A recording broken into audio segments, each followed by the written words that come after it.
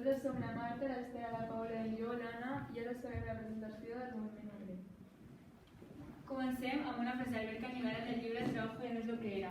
Se trata de entender que gracias a que podemos colaborar no tenemos que poseer todo lo que utilizamos. Aquí tenen el nostre índex. Nosaltres hem fet una espècie de marxisme o socialisme del segle XXI. Hem fet, com el que feien Marx i Engels, hem fet una anàlisi del passat, hem analitzat la situació a la revolució industrial i al moviment obrer, una crítica del present, hem vist la situació que hi ha avui dia amb els treballadors i que busquen les empreses, i finalment un projecte de futur basant-nos en les utopies de Cañigueral. Llavors, com us hem dit abans, fa un moment, doncs hem fet una anàlisi de la situació de la classe treballadora durant el segle XIX. Llavors, en aquella època, la societat estava dividida en dues classes, a la burgesia i també al proletariat. Llavors, entre aquestes dues classes hi havia una gran desigualtat. Llavors va aparèixer una nova ideologia anomenada el socialisme, que bàsicament denunciava les misèries i les desigualtats provocades per la privatització dels mitjans de producció. Llavors, aquesta ideologia estava dividida en dues branques, en el socialisme utòpic i també en el revolucionari. Llavors, el revolucionari també es dividia en dues branques, que era el marxisme i l'anarquisme. La segona fase és una crítica del present, en el que ens hem basat en l'anàlisi del passat i fent una cerca d'informació sobre el present. Hem trobat similituds i diferències, com per exemple la principal similitud és el sistema econòmic, basat en el capitalisme. I algunes de les diferències són sobretot les condicions. Per exemple, abans les jornades laborals eren molt llargues i l'edat mínima o no hi havia o era de 12. Ara, en canvi, l'edat és de 16 i les jornades són de 8 hores.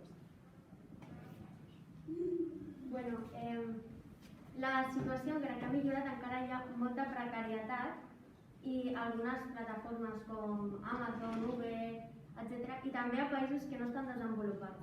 Ara us parlarem sobre les diferents plataformes. En aquesta piràmide es veu com a mesura que va ascendint millora la condició i els salaris dels treballadors. A més, els treballadors estan més autorealitzats. A sota tenim els microtreballadors i els treballadors de serveis sota demanda, com seria Amazon, Just Eat, Uber, Glovo, etc. Després els de coll blau, que després us explicarem què és, els de coll blanc o freelancers, que aquí hi ha plataformes que posen en contacte diferents freelancers, i finalment els especialistes, que normalment són en tecnologia. Hem també analitzat la situació d'alguns treballadors de plataformes que coneixem com Glovo o Deliveroo o Amazon i la seva precarietat. Els riders, que treballen a Glovo o Deliveroo o repartint coses d'altres plataformes, només se'ls paga per comanda i no se'ls paga per les hores que passen al carrer. Abans el preu de Glovo de cada comanda era de 3 euros, però ara ha baixat a 1,25 pel Covid. També treballen com a falsos autònoms, ja que tenen dependència 100% de l'empresa.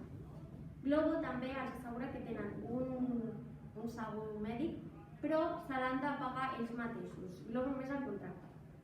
A més, els exigeixen tenir disponibilitat completa.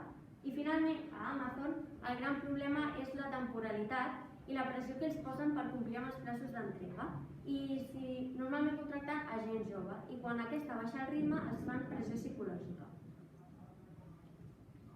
El nom dels colls es basa sobretot en el color de la seva vestimenta. Per exemple, els de coll blau són aquells obrers que fan treballs manufacturats, els de coll blanc, aquells que es consideren treballadors professionals ja que treballen en una oficina. Llavors també hi ha els de coll verd i els de coll rosa. Els de coll verd, aquells que treballen ajudant a la sostenibilitat del medi ambient, i els del coll rosa, els que fan el treball que tradicionalment és considerat com el de la dona. Llavors, hi ha hagut canvis de classes a Espanya que ha portat a una nova classe social anomenada precariat. Dintre del precariat del coll blanc trobem els chain workers, que són aquells que treballen en cadena, i els break workers, que són aquells que el seu salari cada vegada és més baix i les seves jornades cada vegada són més altes. Els freelance són els treballadors autònoms, és a dir, que treballen pel seu propi compte, però no han d'estar necessàriament compromesos amb una empresa.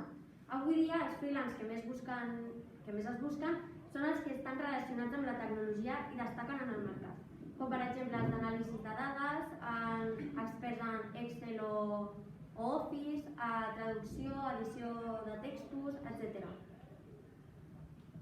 Per últim, ens hem basat en l'última etapa dels marxistes, la qual és del projecte de futur. En aquesta hem investigat quines es creuen que són els canvis que hi haurà en un futur en quant al món laboral. Hem pogut veure sobretot que el desenvolupament del treball depèn bàsicament de les innovacions tecnològiques, les quals també porten a diferents normatives, com una és la fragmentació de la feina, que és la combinació entre les tasques laborals i els moments d'oci.